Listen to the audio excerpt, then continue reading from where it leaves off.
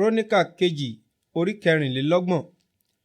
Ẹni ọdún 8 ni Josiah nígbà tí ó bẹ̀rẹ̀ sí jọba. Ó sì jọba ọdún 29 ní Jerusalemu. Ó sì ṣe èyí tí ó tọ́ lé ojú Olúwa, ó sì rìn lé ọ̀nà Dáfídì bàbá rẹ̀, kò sì yà sí ọwọ́ ọ̀tún tàbí sí òsì. Nítorí lé ọdún 9 ìjọba rẹ̀, nígbà tí ó sì wà lé ọ̀dọ́mọdé síbẹ̀, ó bẹ̀rẹ̀ sí wá Ọlọ́run Dáfídì bàbá rẹ̀, àti lé ọdún 12 ó bẹ̀rẹ̀ sí wẹ Júdà àti Jerúsálẹ́mù mọ́ kúrò nínú ibi gíga wọn nì, àti ère òrìṣà, àti ère yíyá, àti ère dídá. Wọ́n sì wó pẹpẹ Báálímù lulẹ̀ níwájú rẹ̀, àti àwọn ère òórùn tí ó wà lórí wọn lí ó ké lulẹ̀, àti àwọn ère òrìṣà, àti àwọn ère yíyá, àti àwọn ère dídá lí ó fọ́ túútúú.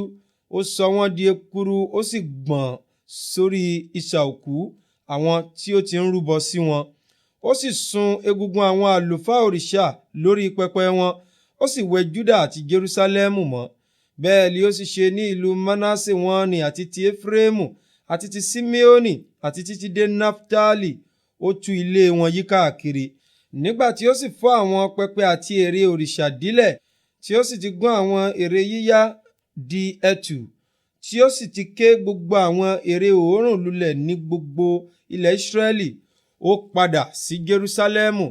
Ǹjẹ́ lé ọdún 18 ìjọba rẹ̀, nígbà tí ó ti wẹ ilẹ̀ náà mọ́ àti ilé náà, ó rán Ṣafani ọmọ Asaliah àti Maaseiah olórí ìlú náà, àti Joa ọmọ Joasi akọ̀wé ìrántí, láti tún ilé Olúwa Ọlọ́run rẹ̀ ṣe.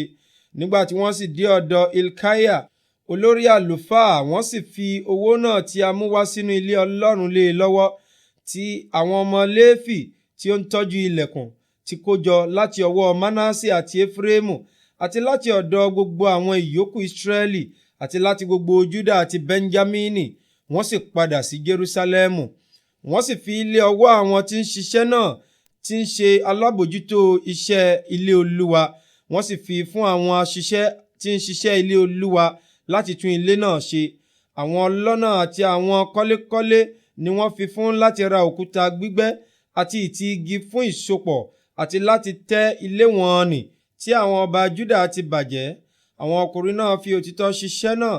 Àwọn alábòjútó wọn ni Jahati àti Obadiah. Àwọn ọmọ Léfì nínú àwọn ọmọ Merari, àti Sekariah àti Meṣullamu nínú àwọn ọmọ Kohati, láti mú iṣẹ́ lọ, àti gbogbo àwọn ọmọ Léfì tí ó ní ọgbọ́n ohun èlò orin. Wọ́n sì wà lórí àwọn aláàárù àti àwọn alábòjútó gbogbo àwọn tí ń ṣiṣẹ́ nínú ìsìnkísìn, àti nínú àwọn ọmọ Léfì ni akọ̀wé àti olùtọ́jú àti adènà. Nígbà tí wọ́n sì mú owó náà tí a mú wá sínú ilé Olúwa jáde wá, Hilkiah àlùfáà rí ìwé òfin Olúwa tí a ti ọwọ́ Mósè kọ. Hilkiah sì dáhùn, ó sì wí fún Ṣafani akọ̀wé pé, èmi rí ìwé òfin nínú ilé Olúwa. Hilkiah sì fi ìwé náà lé Ṣafani lọ́wọ́. Ṣafani sì mú ìwé náà tọ̀ ọba lọ, ó sì mú èsì padà fún ọba wá wípé, gbogbo èyí tí a fi lé àwọn ìránṣẹ́ rẹ lọ́wọ́, wọ́n ṣe é. Wọ́n sì ti kó gbogbo owó tí a rí ní ilé Olúwa jọ, wọ́n sì ti fi lé ọwọ́ àwọn alábòjútó àti lé ọwọ́ àwọn tí ń ṣiṣẹ́. Nígbà náà ni Ṣafani akọ̀wé wí fún ọba pé, Hilkiah àlùfáà fún mi ní ìwé kan. Ṣafani sì kà á níwájú ọba. Ó sì ṣe, nígbà tí ọba gbọ́ ọ̀rọ̀ òfin náà, ó sì fa aṣọ rẹ̀ ya.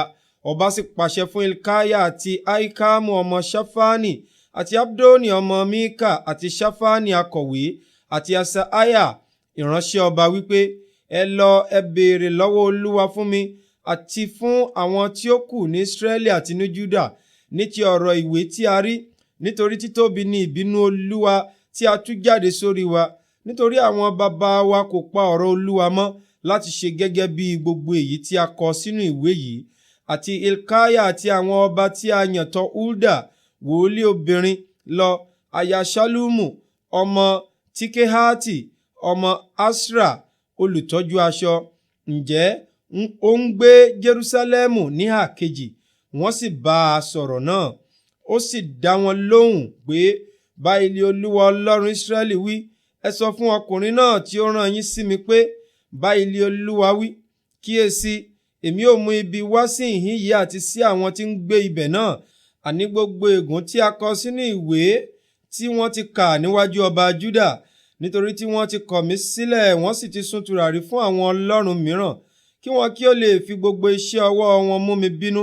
Nítorí náà lè a ó ṣe tú ìbínú mi sórí ìhín yìí, a kì yóò sì paná rẹ̀. Bí ó ṣe ti ọba Júdà ni, ẹni tí ó rán yín láti béèrè lọ́wọ́ Olúwa, báyìí ni kí ẹ̀yin kí ó wí fún un. Báyìí li Olúwa Ọlọ́run wí ní ti ọ̀rọ̀ wọn nì tí ìwọ ti gbọ́. Nítorí tí ọkàn rẹ rọ̀ tí ìwọ sì rẹ ara rẹ sílẹ̀ níwájú Ọlọ́run, nígbà tí ìwọ gbọ́ ọ̀rọ̀ rẹ̀ sí ìhín yìí àti sí àwọn tí ń gbé ibẹ̀, tí ìwọ sì rẹ ara rẹ sílẹ̀ níwájú mi, tí ìwọ sì fa aṣọ rẹ ya, tí ìwọ sì sọkún níwájú mi, àní èmi ti gbọ́ tìrẹ pẹ̀lú, li Olúwa wí. Kíyèsí, èmi kó ọ jọ sọ́dọ̀ àwọn baba rẹ, a ó sì kó ọ jọ sí isà òkú rẹ ní àlàáfíà.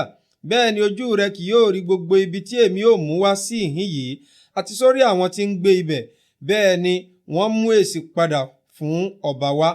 Nígbà náà ni ọba ránṣẹ́, wọ́n sì kó gbogbo àwọn àgbà Júdà àti Jerúsálẹ́mù jọ. Ọba sì gòkè lọ sínú ilé Olúwa, àti gbogbo ọkùnrin Júdà àti àwọn tí ń gbé Jerúsálẹ́mù, àti àwọn àlùfáà àti àwọn ọmọ Léfì, àti gbogbo ènìyàn àti ẹni ńlá àti ẹni kékeré. Ó sì ka gbogbo ọ̀rọ̀ inú ìwé májẹ̀mú náà tí a rí nínú ilé Olúwa lé etí wọn. Ọba sì dúró ní ipò rẹ̀, ó sì dá májẹ̀mú níwájú Olúwa láti máa fi gbogbo àyà àti gbogbo ọkàn rìn tọ Olúwa lẹ́yìn, àti láti pa òfin rẹ̀ mọ́ àti ẹ̀rí rẹ̀ àti àṣẹ rẹ̀, láti ṣe ọ̀rọ̀ májẹ̀mú náà tí a kọ sínú ìwé yìí.